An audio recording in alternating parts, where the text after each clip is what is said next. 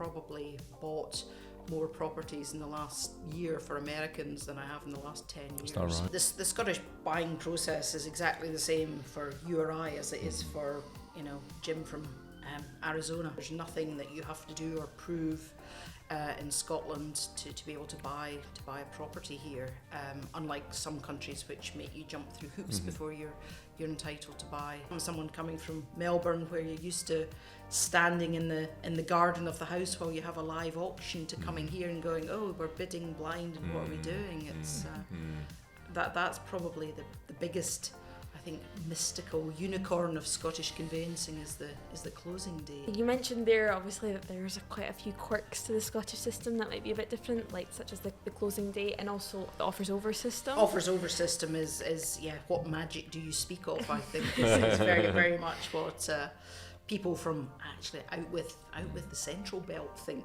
To be honest with you, Was there ever an issue with the exchange rate? You at some point you're converting from Australian dollar or wherever it is. Absolutely, and then that's something that the client needs to be very aware of from the start. Yeah.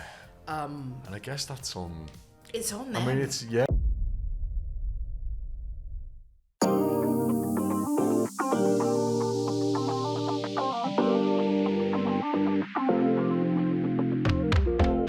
Hello, it's Paul with his new specs, and it's Megan.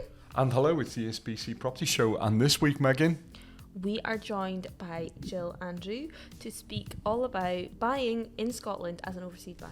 Yeah, 166 countries buyers have come from.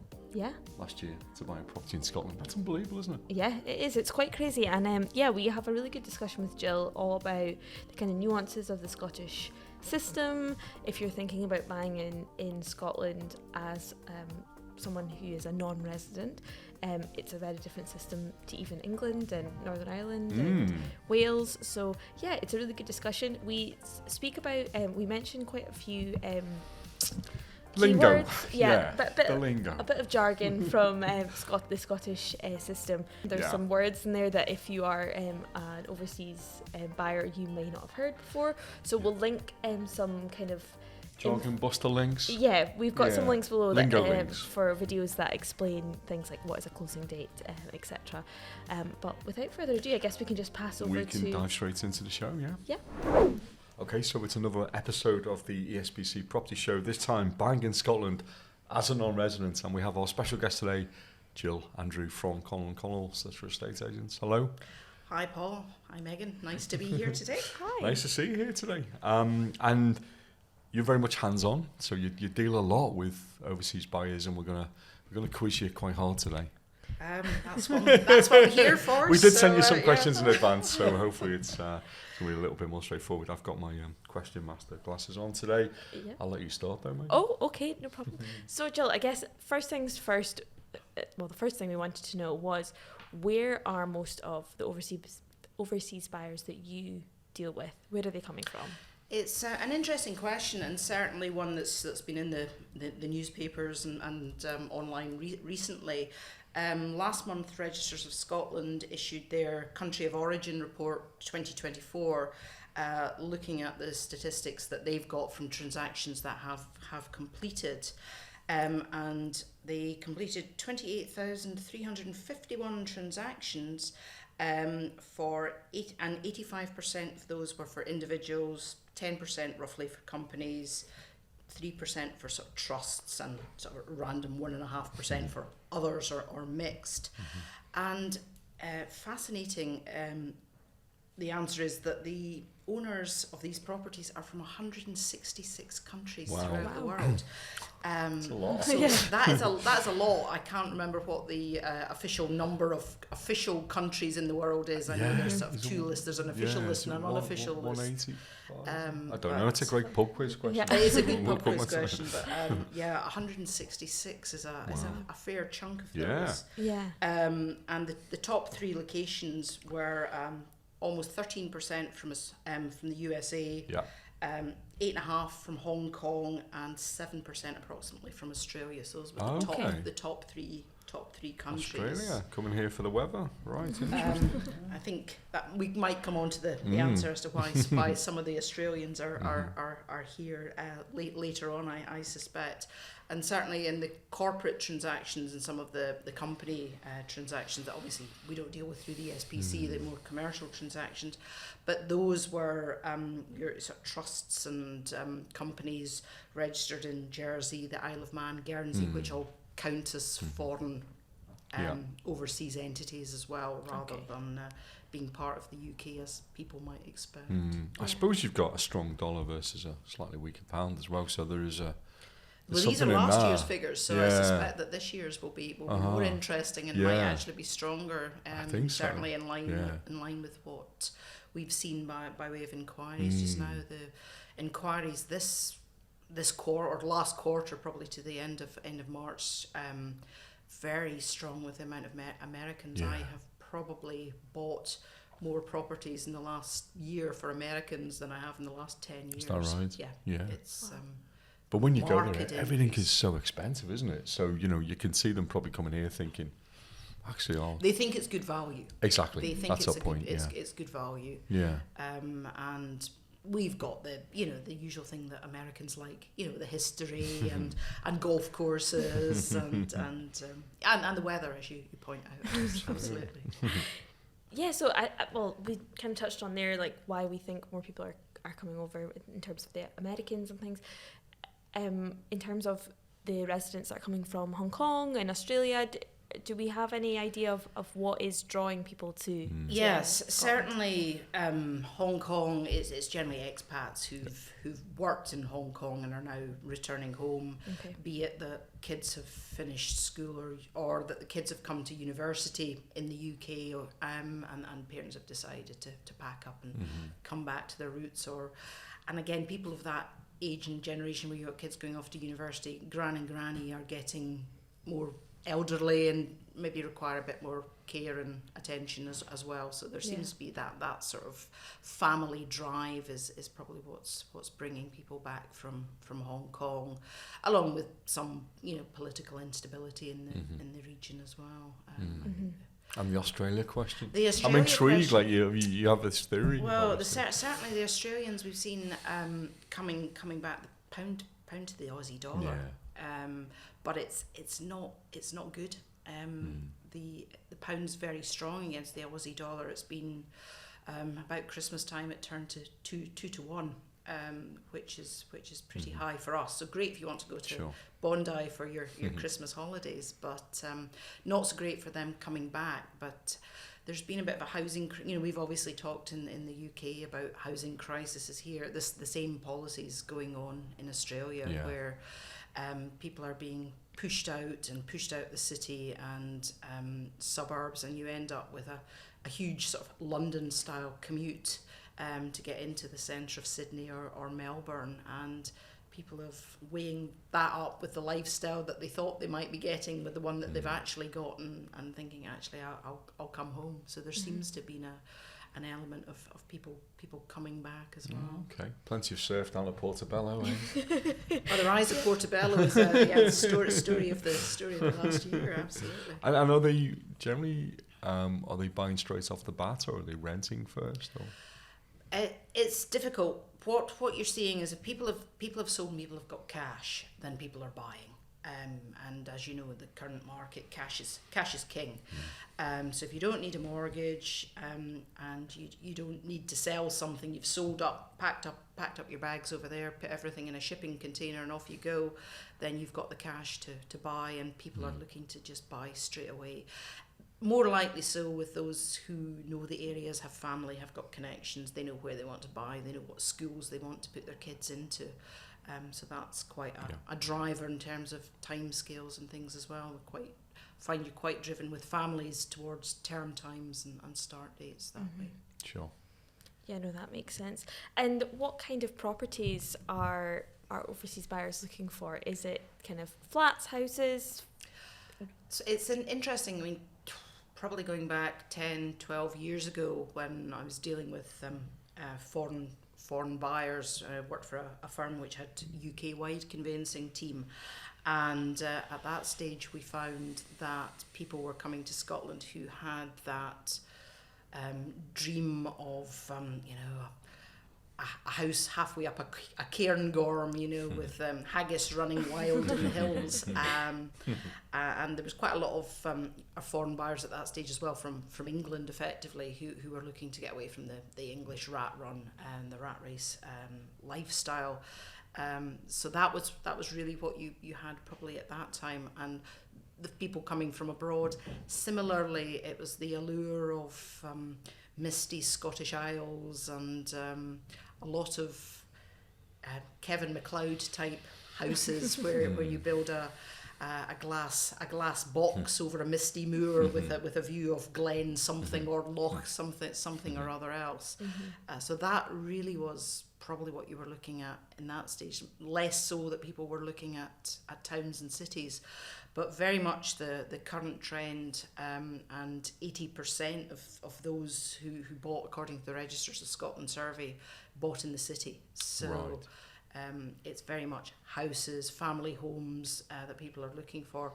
Or if it's a second home, it's not generally your one bedroom flat that they're after. They're looking for something that they can use as a second home, or a bolt hole here, or a foot in the door here for whatever reason that they're looking for. But it tends to be much more city based than that idyllic Highland Glen we saw previously. Okay, and just in terms of that then, Jill, I mean, we know you touched upon additional dwelling supplements and everything else, but is it worth us just walking through the buying process for someone that's relocating from abroad?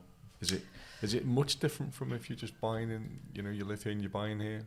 The Scottish buying process is exactly the same for you or I as it is for, Jim from Arizona. It's the same idea. They go through. There's nothing that you have to do or prove in Scotland to be able to buy a property here. Unlike some countries which make you jump through hoops before you're entitled to buy there. So no, very much a case of. Do you need a UK bank account or? No. No, you don't need a UK bank account. You just need to. You need to have the money. Yes. And obviously, your solicitor will go through the same ID and money laundering or anti-money laundering checks that we would need to do for a UK buyer. Exactly the same as you would deal with a foreign buyer. It's just proving that the source of that money, where those funds came from. A lot of what we're seeing is at the moment people cashing in share portfolios or drawing down pensions and using the funds from that as cash. Or you've obviously got wealthy individuals who have the cash available anyway. But you still got to go through the exact same. So whilst your money might be in the Bank of Scotland, theirs is in the Bank of Texas. I just need to see the proof, and you're obviously subject to currency fluctuations and variations on that, depending on how you get the money here. People looking at people in the east of the world, the Hong Kong, you can have the benefit of banks like HSBC, which are obviously based Hong Kong Shanghai Banking Corporation. So branch there, branch here, that can make life a bit easier. With regard to them being able to transfer the money. But it's in the same way as if you want to, give your nephew who lives in New Zealand, 50 quid for his birthday, you can just transfer it just a bit more, doing it that way. But you do have to be aware of bank charges and the currency conversion. An additional dwelling supplement, that is always going to apply. There's no exemption to that, is there? If you're overseas? If you've sold your main residence in, upstate New York, and you decide you've had enough, you want to come and live in Scotland, you've sold your main residence, you own no other residential property anywhere else in the world, you're swapping main residence for main residence, and there is no ADS. Additional dwelling supplement is exactly that. It's on an additional dwelling house. So if you still have one in the Hamptons, if you still have your small pad in the Hamptons, then yes, you would be stung for the 8% ADS. Got you. But if that's your holiday home and you've sold your main residence in that big building overlooking Central Park for 14 million quid, then at least the Euros, then you wouldn't necessarily have to pay the ADS. But that's where you always need to speak to your solicitor, speak to your tax advisor, and get the proper advice relevant to your particular set of circumstances, because no two transactions are ever the same. Absolutely. And so if someone's listening to this podcast and thinking, oh, okay, I'm not a Scottish resident, I live abroad and I would love to come and live in Scotland, what are the kind of essential things that they need to kind of maybe put in place before they can do that? I would kind of liken this to a child crossing the road. Stop, look and listen. Stop. Why are you doing this? Why do you want to do this? Why are you moving? What is your reason for doing that? Look. Go and look at places. What do you like? What do you not like is probably more important. Why is it Scotland you want to come to? Is it, for work? What are you going to need in terms of visas? And is it student, again, visas? Can you work whilst you're here on a temporary visa? Probably not, but those you need to speak to the appropriate people. So stop, listen, look at those things, and then listen to your professional advisors. You need to appoint professional advisors, and you need to listen to them. You need, for a property in Scotland, you need to appoint a solicitor, which I appreciate is not what you would do in many countries. Many countries you can have a conveyancer or just a notary to sign things. In Scotland, generally, it's all done by solicitors, licensed conveyancers who do that work. Additionally to that, I would recommend, if you're moving permanently, not just buying a wee bolt hole as a second home, you would probably want to speak to immigration solicitors, and many of our ESPC firms have a breadth of other solicitors who can offer those additional services that you would need. Addition to that, you've got tax and accounting services that you need to look at as well. And that's before you start on, if you've got family and children and kids, and you're looking at medical services and whether or not you can draw your pension, or all of those things as well. Interestingly, there's a Scottish government or Scottish website, certainly the Scotland website has Moving to Scotland, a whole section on there about visas, and it's not it's how to apply for it, but to go through all of that, so you can get full details there as a helping hand. So you really need to do your research first, and really stop, look, listen, and pay attention. And I would also say come and see it, because just because what you see on the on the whiskey advert or the packet shortbread is your idyllic dream of Scotland, landing in Edinburgh in the Har and the fog in the middle of November is a very different realisation to what you might see in August at the festival or the like. So it's good to do that. Again, good to speak to people who've done that themselves. There's good networks of people from various countries set up in Scotland as well that you can speak to, and speak to people who've lived the dream already, and decide if it's for you or not. Yeah, and Jill, have you any sort of experience of, because we always have this debate on the show every single time about what do you do first, you sell, what you buy, and is there any complications? Well, I kind of suppose there is, isn't there, if you've got property to sell abroad, overseas, and you're buying in UK? Most people need to sell the property to pay for the new one. So I think it's one of these things, if you've decided to go, then you're looking to pack up your life and put it all in a storage or a crate and send it off in a ship halfway around the world, then you probably need to finalise everything at the other end first before you start. But it's a different game if you're buying a second home, which is much the same as you can do anywhere, but you would be looking to have your ducks in a row with regard to your finance and your money and how you're paying for all of this first. Yeah, I mean, that 166 different countries, that must be 166 different ways of ultimately selling your property, mustn't it? Like different legal systems. Well, I mean, I'm wondering, I'm sure there's somewhere where you're literally just shaking hands and you're getting a bag of money. There's probably all sorts of different ways, isn't it? Going back to what we had in Scotland before they invented the Register of Sazines in 1617, and you have jocks standing on a hill speaking to John, and they basically pass clods of earth to each other before you had title deeds. So there may well be tribal systems going on there that do much the same. God, how it's all evolved. But no, I mean, it's a very, very different system to. I mean, if you your example of Australia, if you think they don't have one system for Australian conveyancing. They have every state's got a different system. So I don't know, someone coming from Melbourne, where you're used to standing in the garden of the house while you have a live auction, to coming here and going, oh, we're bidding blind and what are we doing? It's that's probably the biggest, I think, mystical unicorn of Scottish conveyancing is the closing date. I think. The I suppose as a solicitor, you are trying to ensure that the client has got the deal in the bag if they've got a related sale, aren't you? So you need to understand that, I guess, before you... Again, that would form part of your know your client. You need to know your client, do your due diligence, you know where the money's coming from. So if the client says, we have sold our property in... we get the money on the Cook Islands. Been there, it's a lovely place.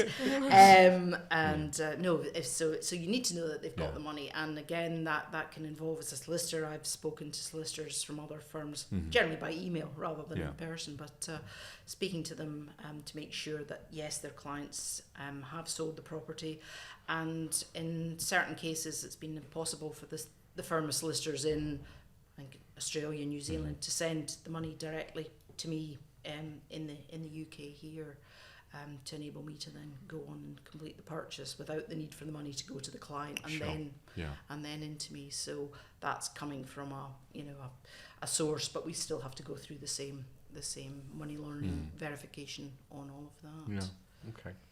Yeah, you mentioned there obviously that there's quite a few quirks to the Scottish system that might be a bit different, like such as the closing date and also the offers over system. Offers over system is what magic do you speak of? I think is very very much what people from actually out with the Central Belt think. To be honest with you, you tend not to necessarily get that, and even in other places in Scotland with an offers over. So again, that's where your professional advisors come in, and that's what you need to speak to people. Very much, I tend to find that when somebody comes to you the first time, they've got a very much a fixed idea in their head that, well, it's offers over that, offers over 500,000, home report, what's that? I haven't bothered looking at that. So it's very much an education system of explaining what the benefit of our Scottish system and the benefit of having a home report, discussing with the client whether or not they would want their own survey, because in America, for example, I think you probably survey just about everything, and then you insure everything just as double backup to make sure there's no problem with it all. So our system's very much not like that. So people they've got a preconception, and they generally think, particularly those in English-speaking countries, they think that it must be about the same. We all came from England originally back in 16 oatcake, so how different can it be? And then you try and explain that it's very, very different, and it's very different from even England. So that's quite enlightening, I think. But I do think that explaining, particularly in a busy market where you can be selling popular areas like the New Town in Edinburgh or the West End in Glasgow, you can be selling up to potentially 20% over the asking price, or even over the valuation, depending on the property, and that basically blows their minds generally that would even be possible. And I think it's one of these things that they usually have to see it once before they then realise that actually you might be telling the truth, and then they believe you. There's got to be a build-up of trust between the clients. And what I always say to people who do contact me is, are you in town? Can you come and see me? I'm saying, happy to come and have a chat. Come and speak to me. And it's so much easier seeing people face to face, having a chat with them, and than trying to do it by email. You can lose so much by email, and even by telephone can be more difficult. And on occasion I've gone out with a client to see a property and just wandered around it with them as well, just to point out some of the differences with Scottish property. So makes sense. And in terms of purchase then, is the bulk of the purchase cash then, Jill? Do you ever come across anyone that's getting a mortgage, and how does that work? You can get mortgages, but they're very hard to come by these days, can and imagine. probably more so than they used to be.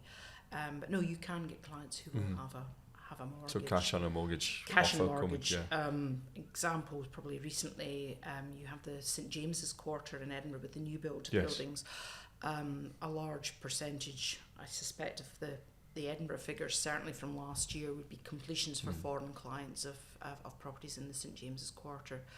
And whilst probably the majority I've dealt with, there were cash, some were mortgaged as well, and those were generally Hong Kong clients with mortgages. Got you.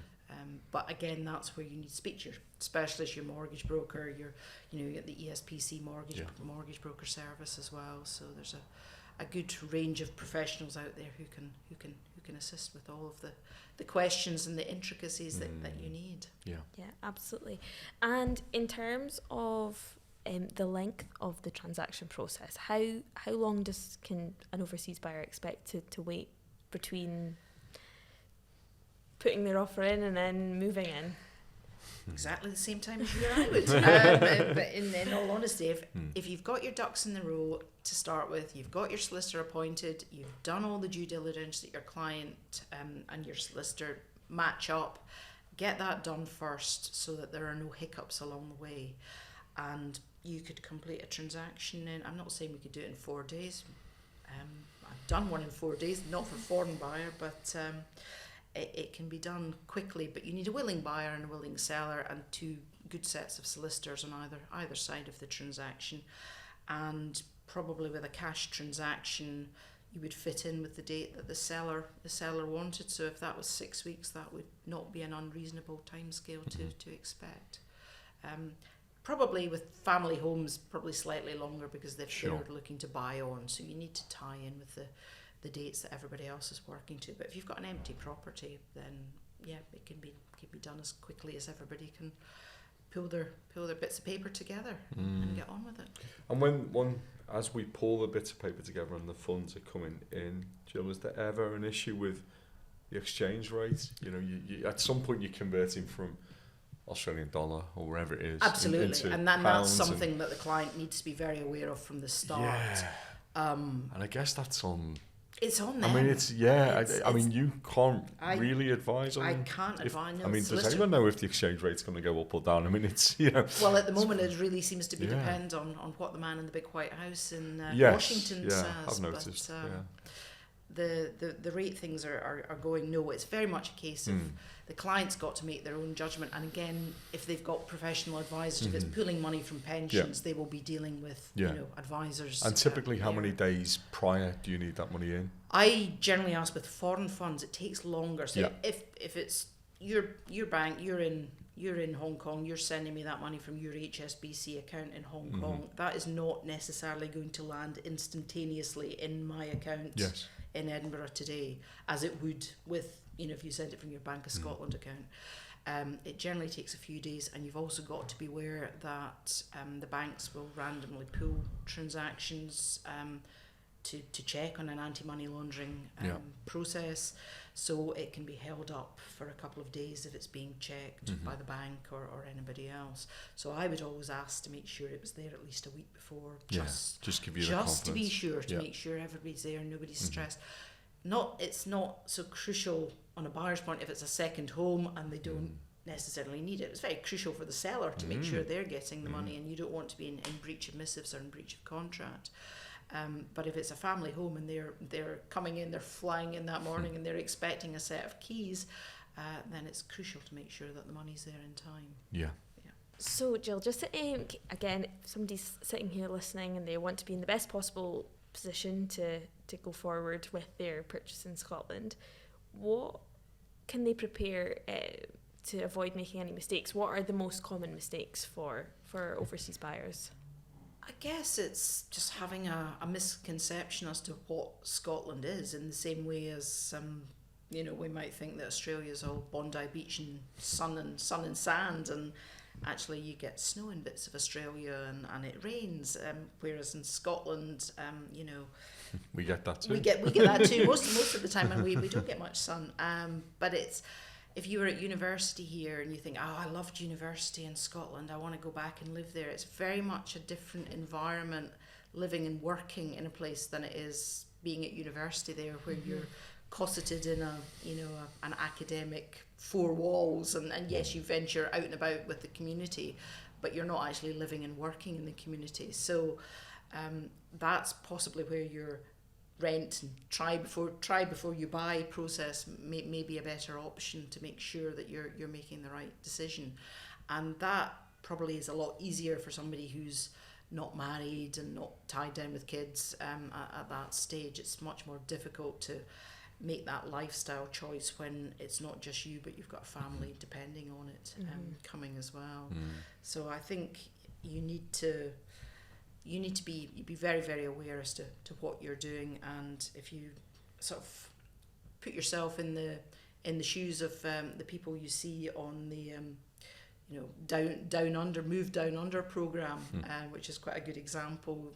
They they take you over to Australia or New Zealand, they put you in your job, they give you a chance to do that job. You see how much a loaf of bread costs. There's all of those things that people just don't think about. You think, hey, it would be great to live in Scotland, or hey, I love St Andrews, it's a magical place. But actually, if somebody realises that St Andrews is a town of only 30,000, 30,000 people, which is probably a small town in very many other cities, and they think about Scotland, our transport system is modern, but we don't have freeways or highways going everywhere. You look at a map and you think Edinburgh, Inverness, so it's a straight line. That, how long can that take? 2 hours. They've not encountered the A9. So until you get behind a caravan on that single track A9, you realise it's going to take you 5 hours to get to Inverness. It's very difficult to realise these things until you've actually experienced it. So I think that's the most common mistake. The other common mistake would be to buy based on a video viewing only, especially if you've not actually been here at all. I think if you've been and you've seen umpteen properties and then you go back and something else comes up, I think that's a different scenario. But to buy on a dream from a video, I think is a huge risk, because everything's, it's designed to make it appeal to the public. You don't see the warts and all bit. You only see the warts and all if you actually turn up in person and see that. But if you like a property in Edinburgh or Glasgow in the pouring rain, the har and the mist and the fog on a freezing cold day, then I think that's it probably sold. If you can live with that, then on a sunny day it's magical. My worst. Yeah. Okay. Absolutely. So what's the one piece of advice you would give to anyone thinking about moving to Scotland and buying a home here? I guess come here. Come and see Scotland. Come and see. Come and try. Come and see the different cities. Very much difference between Edinburgh and Glasgow is. Coming from neither Edinburgh or Glasgow, I can't offend anybody, so I'm fine to say I love Glasgow, I love Edinburgh, but they're totally different cities, totally different vibe, totally different feel to them. Aberdeen again is very vastly different terms of lifestyle that you can have there. It's much easier to commute in and out of Aberdeen than it is from the surrounds to Edinburgh or Glasgow. It's what you're looking for in a property, but come and see Scotland. It's not all whiskey bottles and shortbread tins. We've got a lot of things to offer, and it can be a great lifestyle. Yeah, absolutely. So I think that was all of our questions. I think so, Thanks so much. Is there any kind of final thoughts you want to add that we've not maybe touched on? What I can say is that the rules for buying property in Scotland are different from England. They're different from Northern Ireland, and they're different from Wales. You need to make your choice and get your advisors lined up, because if you think, oh well, I'll buy in Great Britain or United Kingdom, whichever way you want to describe it, there are very much different rules, different conveyancing systems, different tax systems, different education systems, different health systems. You need to know where you want to go, and I think without coming here and seeing it for yourself, then it's a hard sell to anybody or their family. But if you've got family here, then Scotland is one of the most welcoming countries in the world, and I'm sure we'd love to have everybody here. We certainly would. Perfect. Thanks very much. Yeah, thanks, Jill. It's been an absolute pleasure, and thank you for your time. Appreciate it. Thank you. Thank you very much for having me. Brilliant. So I enjoyed that. 166 countries. Now we know. USA, Hong Kong, Australia, top 3. Yeah, absolutely. So if you are thinking about making the move over to Scotland, you can and you need to engage a solicitor. We've got a list of excellent ESPC solicitor estate agents on our website. We'll pop the link to that below.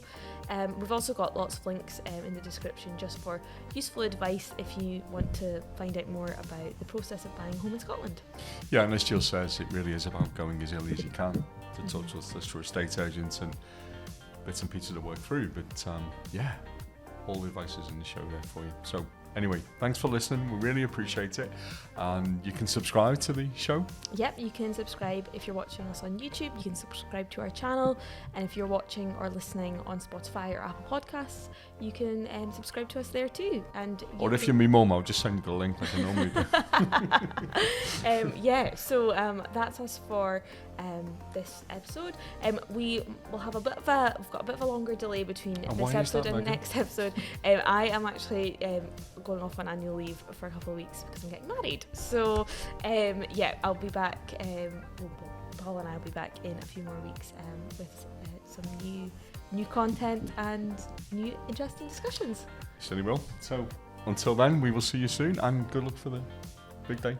Thank you very much. You're welcome. Okay, take care, everyone. Bye. Bye.